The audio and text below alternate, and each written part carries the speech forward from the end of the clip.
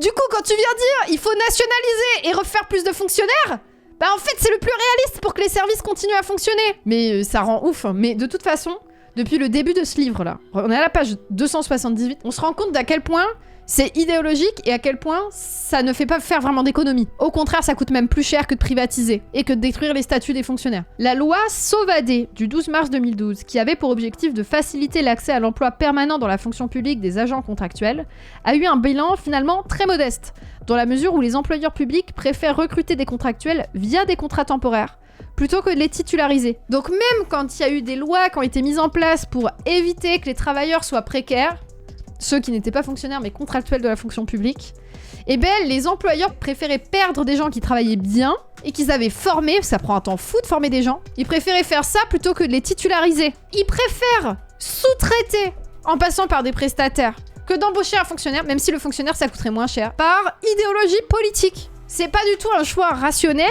ou qui coûte moins. Et le pire, c'est qu'ils nous disent qu'à gauche, on est des bisounours utopiques. Alors qu'eux, ils sont en train d'essayer de maintenir à tout prix leur utopie capitaliste, qui est en train de clairement virer à la dystopie, mais pas pour eux, parce qu'ils en tirent un bénéfice, mais clairement, la privatisation, le fait d'externaliser, de passer comme ça par de la sous-traitance, ça coûte plus cher.